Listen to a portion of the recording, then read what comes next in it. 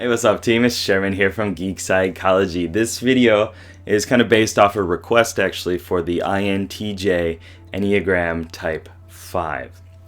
So what I'm going to be doing in this video is to kind of talk about the Type 5 as well as INTJ's cognitive functions and kind of the different, behaviors that come about from both of those and kind of fusing them together so that you can see how they're interacting, and hopefully that gives you some insight into how you can grow through it. This is not going to be a short video, I can tell you that right now. And but if you are an INTJ or a Type 5 or an INTJ Type 5, this is definitely going to help you out. And I'm going to be giving you a lot of information. It's probably going to be pretty dense, like somebody else said in one of the previous videos. And I think that's okay. As an INTJ 5, you want this information. I know you do. You just want to absorb it all, right? So hopefully I can give you enough to let it kind of bounce around for a while and help you out. So I honor you for, checking out this video, and I hope you stay to the end. And I'll try to keep my energy up a bit too. I have my MacBook down here, so I'm going to be kind of referencing that as we go through it. And like I said, this isn't scripted, so it's not linear, right? It's going to be kind of all over the place a little bit, but I'm going to try to keep it together to the best of my inferior extroverted thinking's ability. All right, so here we go. Let's first talk about the holy idea for Enneagram Type 5, which is omniscience. And I'm going to be assuming that you know your function stack as an INTJ. If you don't, I apologize, but you might want to watch another video to check that out. I got a bunch of those too. But I'll be explaining those as well as we go through it. So omniscience is just this desire to, have all of the knowledge, to collect all that knowledge, right? And it's to know everything that's going to happen.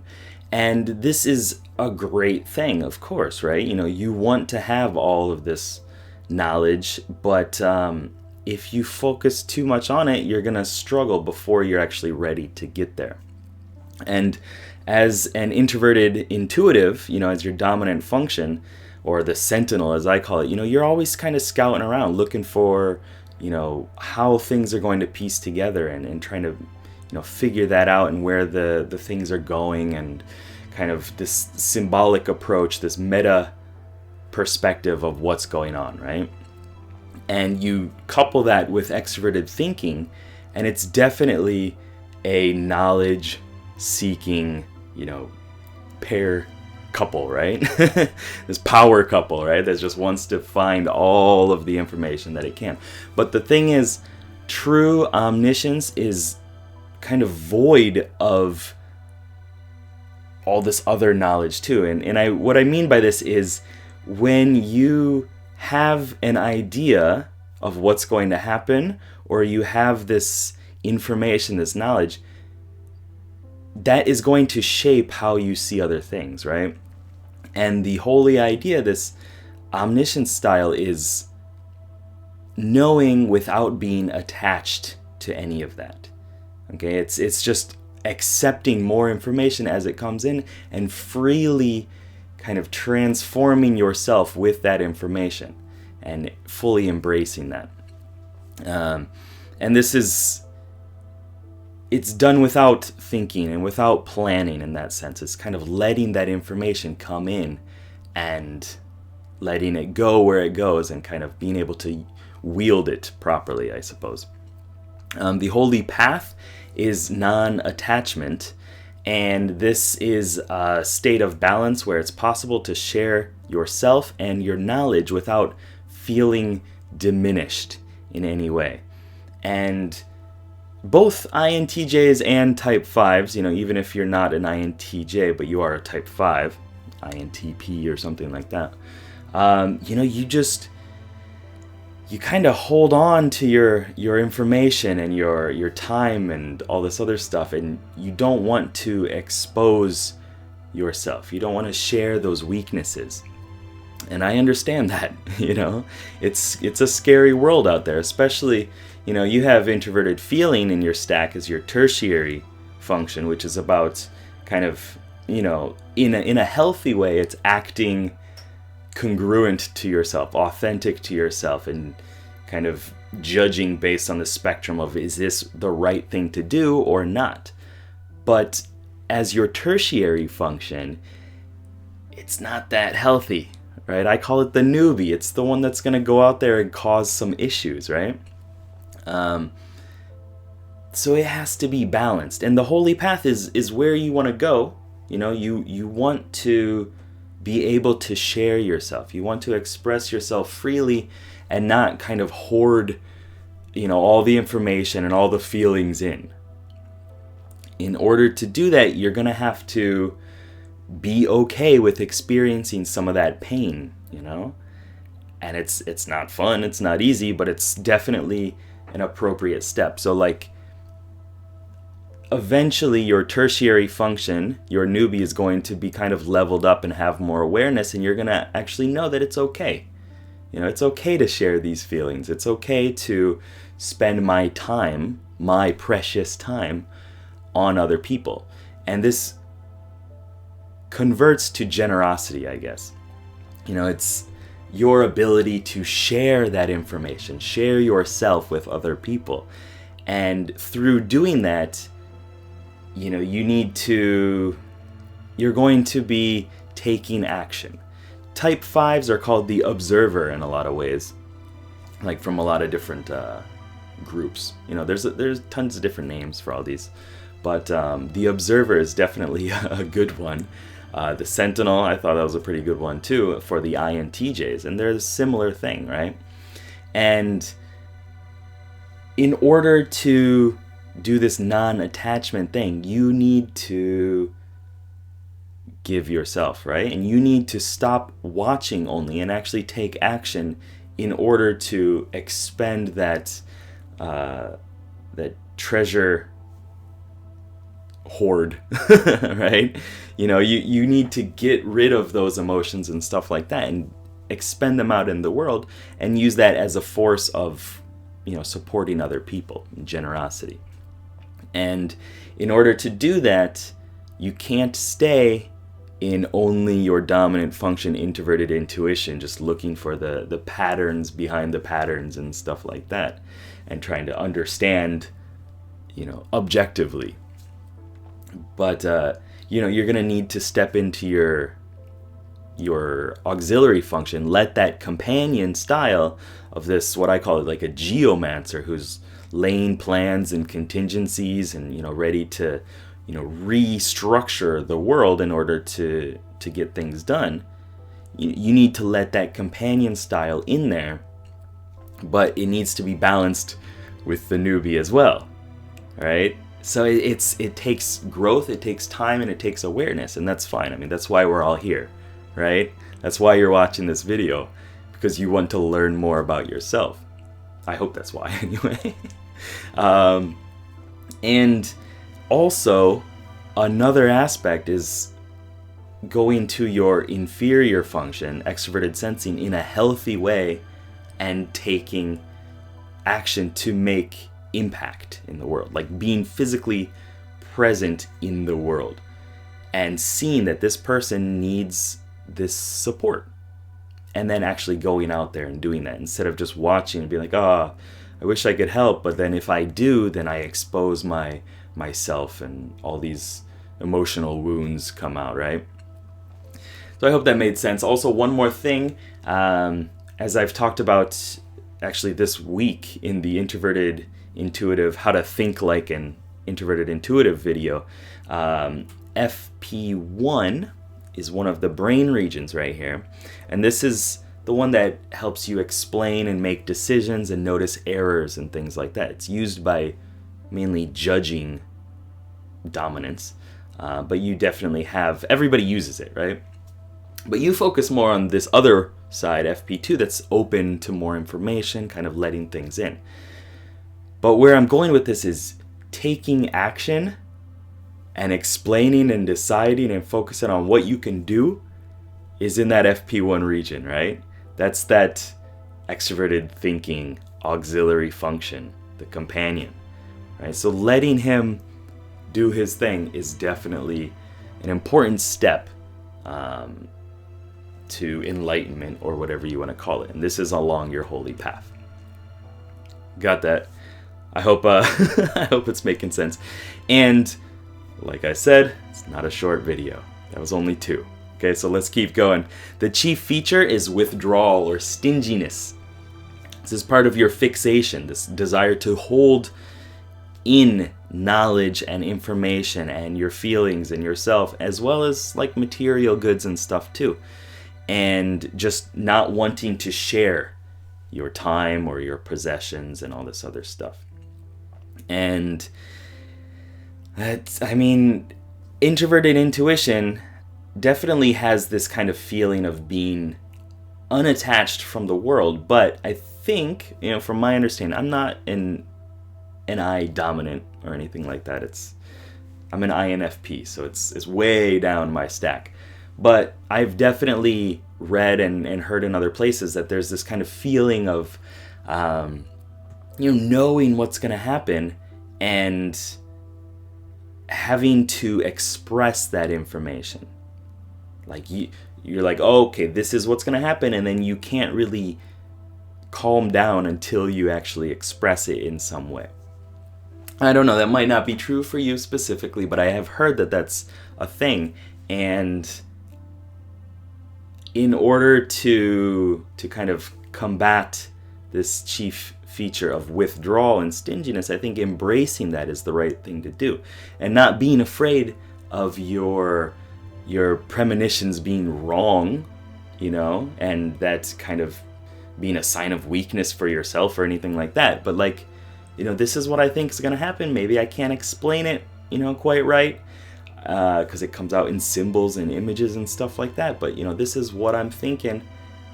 Might want to watch out for that, right? And that's part of that generosity and that holy path as well. Kind of combating that fixation of withdrawal and stinginess. Yep. Okay. So the passion is avarice, and this is not greed, but it's more like retentiveness, a feeling that there isn't enough. So the passion of the 5 is to withhold and hang on to what little they have. Time, space, money, love, etc. It's very similar to the chief feature. And what was I going to say about this? Let's see. A lot of 5s definitely have this feeling of fear, right? And they have like, their only hold in the world is within their heads and their mental prowess, right? So they have this desire to collect all of this information because it could be helpful someday and it could save their lives. Like, if only I knew enough, then I would be able to do this and this and this. And this is the idea of like, I'm going to learn how to repair my house because I can't trust the other people, right? And what if something happens, I'm not able to get to somebody else and I need to protect myself or my family or whatever it is. And this is where that avarice kind of comes in an intellectual sense. Like, you're just trying to bring in this information and maybe you don't explain it. Maybe you just kind of hold on to it a little bit, right? Sometimes because it's not necessary, you don't think it's necessary to explain, but other times it's just because maybe it's going to take too long, and nobody else thinks as deeply into these things as you do. And it's kind of, annoying to have to explain it all because they should know it anyway, right? So just, yeah, it's kind of just this holding of information, as well as, like I said, yourself not wanting to express that your emotions and stuff like that. And that's introverted feeling. I know as a dominant, it's pretty rough. You got all these different tones and shades of feels, right? And it's rough if somebody kind of steps on them wrong. So you protect yourself. You put up this barrier, this shield to distance yourself from getting hurt. And as a tertiary function, as the newbie or the 10-year-old,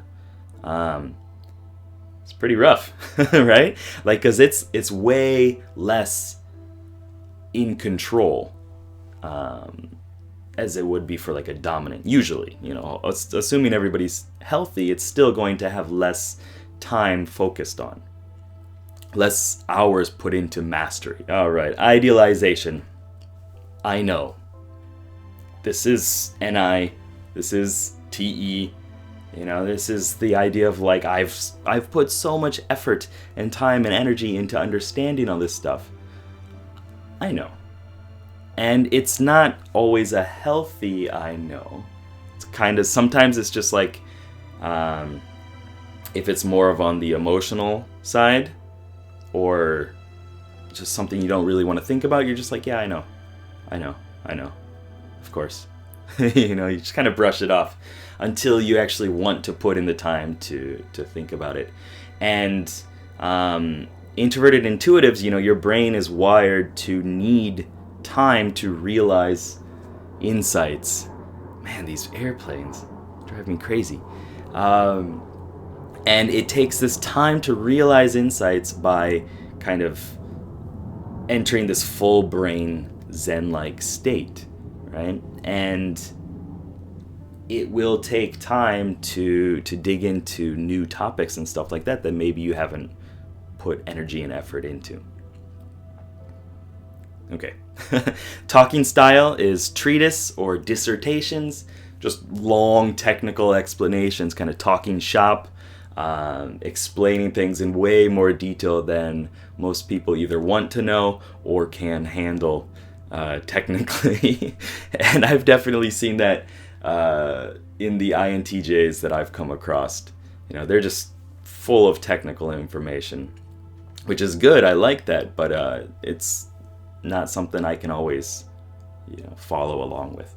And I read that this expertise serves as a buffer for feeling inadequate.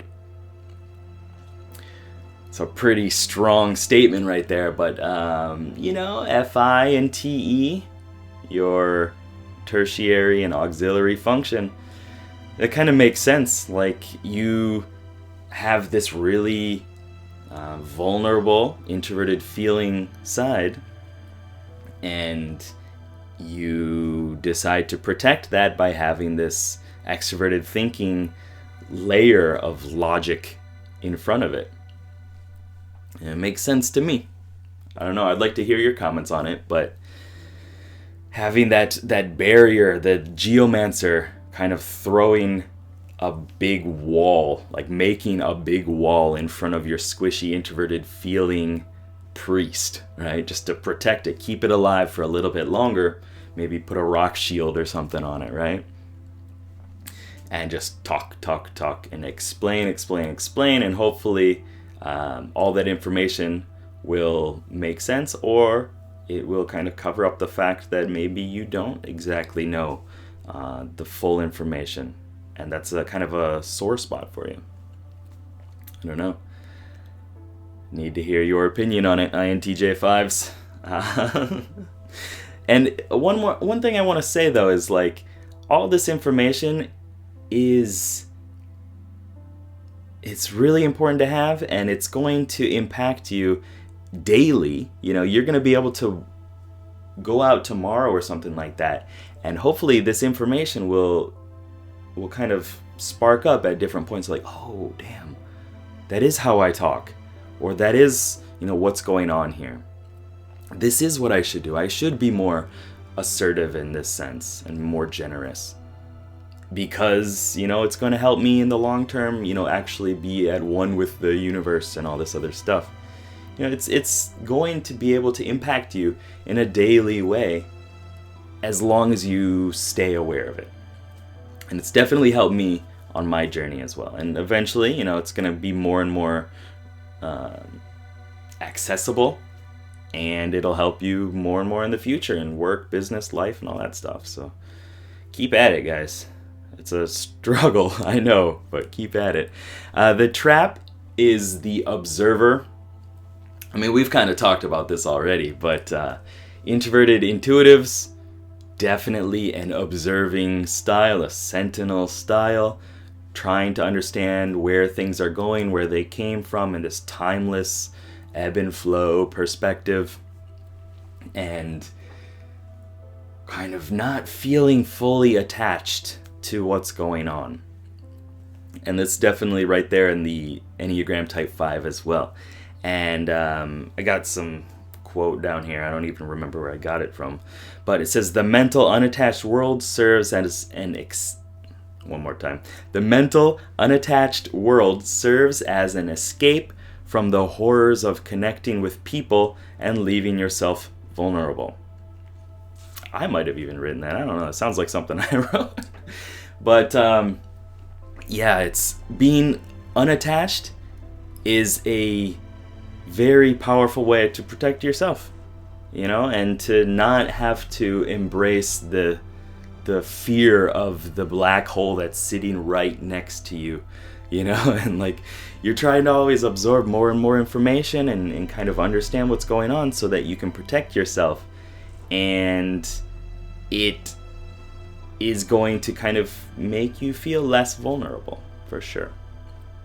As a child, you know, there's a lot of Type 5s apparently have somewhat intrusive parents, or kind of just wishy-washy parents. But I've heard a lot more about intrusive ones, and like you have nothing that feels sacred and for yourself. And so you retreat into your mind, and then people can't have that, right? They can't dig in there. And that is also a part of that stinginess, the avarice, and kind of not wanting to share that because it's yours. You've deserved that. You've gained that information yourself, right? So you don't necessarily want to always express it like that. It's a strange balance, I think, because I mean, like I was saying, there's this desire to express what's happening, and sometimes it comes out critical, but it's just realistic, right? I don't know. That was a little rant. Sorry about that. There's an addiction to knowledge for sure, though, for the INTJs and for the Type 5s. And it's constantly, I was thinking of it as constantly looking for this holy grail of information that's going to save you, right? It's going to be the key knowledge and information to just protect you for the rest of your life. And it's always searching for that. In order to combat that, gotta take action, right? You gotta embrace a healthier form of extroverted sensing as your inferior function. Let that berserker style actually go out there and like kind of duck and move and swerve, right? And deal with the moment that's actually happening and be fully present in it while taking action and making plans when necessary to continue that and to help people and to fully express and serve and give your gift, because you got a sweet gift, dudes and dudettes. You just got to get it out there. The defense mechanism is isolation. Yeah, you probably got some of that, right? All of us introverts do, but this has a minimalistic feel to it. Not wanting to just be too flashy and everything like that. You're kind of holding on to what you have, and it felt like this was kind of an inferior extroverted sensing thing. Extroverted sensors, the dominants are fully flashy, and you don't want to be isolated for the most part, stereotypically, unless they're going out there and exploring the world. But they want to get out there and experience things, and wanting to hold on to that and kind of keep your shiny trinkets to yourself is something that felt very introverted, extroverted sensing to me, unless it came out in those unfortunate examples and moments in life where you're like, oh, that wasn't me, that's not what I meant to do, right? But if it's healthy, if you're aware of it, that's cool, man. Keep it up. And also emotionally isolating yourself. I've talked about this several times already.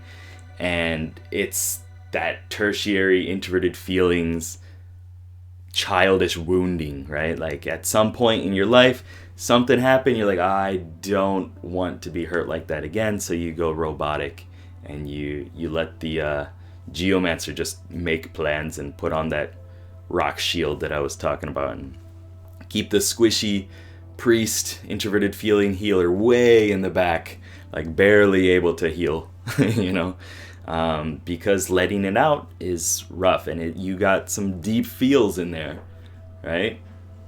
But you don't want to get hurt, so you gotta, it's a matter of building trust with other people and stuff like that, and not attaching yourself to the events, letting things just happen. And how you feel about something is your own choice. It's your own choice to be happy about something, or to be sad about something, or to feel this or this way about it.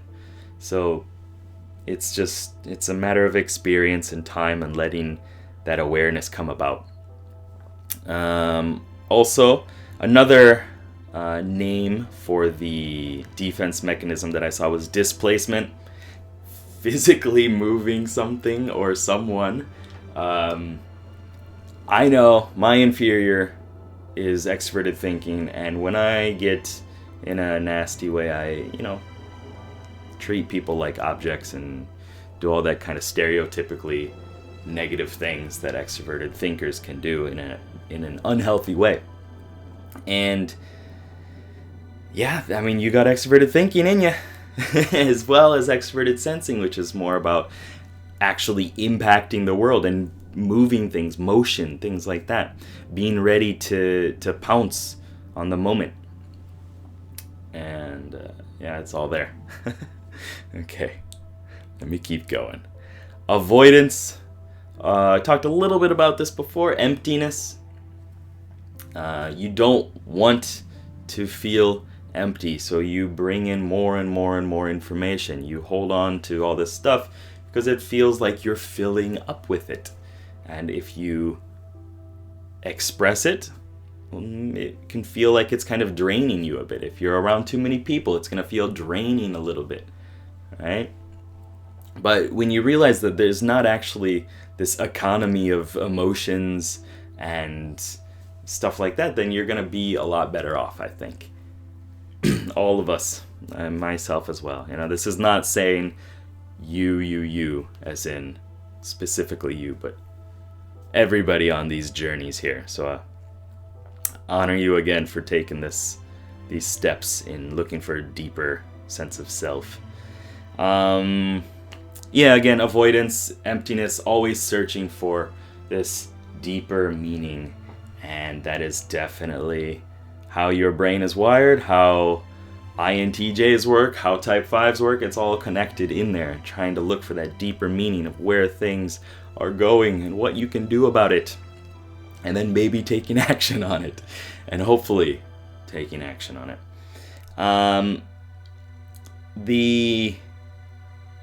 The growth and the stress kind of patterns of the Enneagram. Type 5 in growth is going to go towards 8, the challenger style, in a healthy way. And type 8s are, they're in the anger trifecta, the anger section. Type 5s are in the fear section, the imploded, brought in fear section. And, a healthy type 8 is going to have that physical presence, the ability to embrace the emotions in the situation and do what's right in order to serve people and stuff like that. And you can do that too when you are more aware of how you work. You can do it more regularly anyway. And gain strength and empowerment. So extroverted sensing, as I call it, it's a berserker, it's a warrior. This is definitely a strength-based function. You want to have that boom, that impact, and get things going and fully embrace the moment and change how the environment is. You know, if it's not a good situation, you want to go in there and make it a good situation. You want to make it more exciting, more energetic, you know? And that's definitely within the type 8 and your growth style. Gain awareness of physical desires. It's a body-based instinct, the 8, 9, and 1s. And so more awareness of your body is where you gotta go, and also it's your inferior function. Coincidence? I don't know. But, being aware of how you are physically in the world, situated in the world. Super important. Your brain wiring, okay, there's this region called P3, the tactical navigator. Dario Nardi has another name for it too, I think, and I don't remember it right now. But this shows you where you are within the world. Kind of, it's your sense of where you are, where everything else is. It helps you identify objects and stuff like that while blindfolded, and this sense of self in the world. And it's one of your lower activity regions. So I think as you grow, as you spend more time being aware of yourself and of the world, the senses, the sensory world around you, you're going to get better at that, and you're going to have more activity in that region because it's myelinated, like it's faster, it's easier to, send information through. Okay? This is not my field, right? But I do know about it. I have studied it. But yeah, you're going to have that ability more to embrace the world. And that is part of growth, So just get out there and kind of settle into the world a bit. And I don't mean settle as in like stop, but be able to embrace it. Anyway, acts on once, enjoys life more fully, more energized. Yep, talked about that. More vocal and assertive. Ooh. Ooh. You can be assertive when you reach into your auxiliary function, your companion pocket, and you start making plans and go out there in contingencies and all that stuff that I talked about before. Very linear, but what was I saying? Yeah, let's see. More assertive, yes. You got to get out of your head. It's the only way for all of us introverts is to go out of ourselves and do what we need to do based on our function stack and on our Enneagram type. And being more vocal, actually expressing what you want, how you feel, where things are going, that key knowledge that is super, super important. And you will feel more capable. And you can easily be a leader in that sense by growing through the Enneagram as well as awareness of INTJ functioning. And let's see, what was I going to say? Yeah, you can just be more of a leader, and leaders are often stereotypically, well, let's just say extroverted thinking is a great leader function if it's healthy. And it's able to, organize long plans and make things happen in the right way.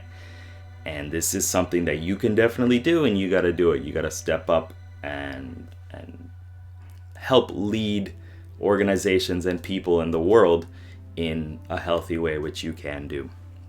Now, I know you don't want to be the front line leader, and that's fine. You're a sentinel if you enjoy that metaphor, right? But you can still organize. You can be the dude in the back that's kind of watching over and helping everybody do their thing, and still being able to go out there and go outside of yourself and really help. Okay? And be more creative, generous, and energized.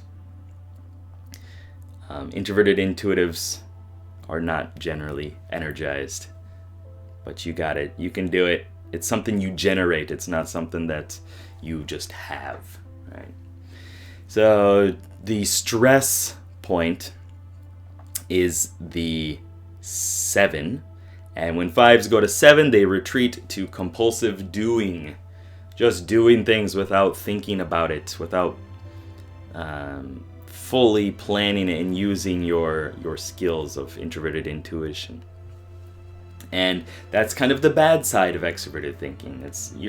If your companion is taking the lead too much and not letting you fully kind of piece together all that information, then bad things can happen. It's this untethered rampage using the elements around you.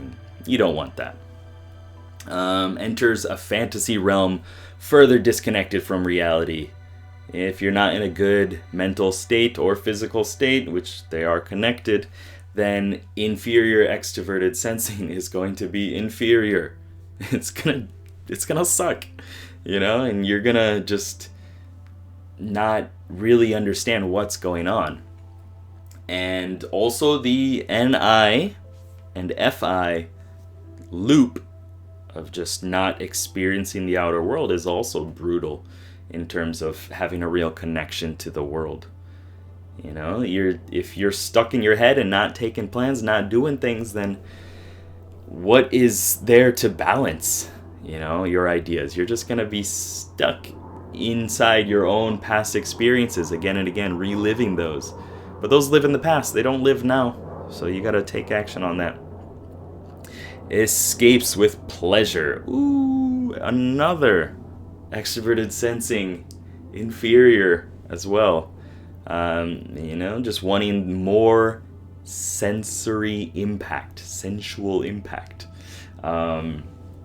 And going out there drinking, doing dirty things, doing bad things, bad for you, bad for other people, or just kind of falling asleep by playing video games and reading comics and books as well too. Information reading is not producing. Producing is you need to produce to be productive, right? So that's also going to kind of weigh you down and stress you out. You might not feel it right away, but it's there. Hyperactivity, the dam breaks and pent-up energy outpours. NI's difficulty with insomnia, I think also kind of comes from this. It's like this inability to fully get out of yourself and let that energy out. And so when you're lying awake at night and you can't sleep and your body's like wanting to move, that's in there. So you actually need to balance that extroverted sensing and let things happen, let it go out there, let it explore. Let the anti-hero, as I call your inferior function, let him get out there in a healthy way so that this hyperactivity and this kind of bad energy is not there later on in the day when you need to sleep and you need to get your rest, get your 8 hours. Risky behavior, talked about that. Untrusting of the chaotic world. If you, I don't know, you could see the world as chaotic through your inferior function, because you're trying to piece all these things together, and this real live information is coming in and shifting things up, and it's easier to disconnect and sit out a little bit, right? So it's all about embracing that inferior function in a healthy way, as well as your other functions too. There's no clean and clear script through growth, or for growth rather, but it's all connected and it's all awareness, in my opinion. Let's see what else. I read, expect a 5 to express intimacy in non-verbal ways. Introverted intuition, as well as your brain wiring in general. The two regions back here are nonverbal, and they're imagining what will happen in the future, in the real future, and combining that with this kind of thematic impression of, like, a visual impression, right? Aesthetic impression. Trying to just piece together people's interactions and looking at the world, trying to piece it all together and understand it. And then getting this information about what to do in the future, what will happen in the future, but it's not verbal, so it comes out in symbols and not easily expressed, non-verbal. So that just takes practice. I can't help you too much with that. Draw some pictures. Okay, I think that's about it for this video. It was a long one, I know. Thank you very much for watching. If you made it to the end, I went a little bit longer than I expected, but I did say that it's going to be a long video. So, you got what you came for? Like I said again, really appreciate that you watched this whole thing and that you're here and trying to grow yourself. And if I said anything that sounded good or sounded not quite right from your perspective as an INTJ type 5, I want to know. I want to know so that I'm sharing the correct information and so that I know the correct information too. So please share that with me. It's your first step, part of your practice of sharing your information and giving and generosity and stuff like that a little bit more than maybe you're used to. Or maybe you're a superhero and you already got this stuff going and you don't need any of my input, which would be really good. If that's the case, congratulations. Alright, thank you very much for watching.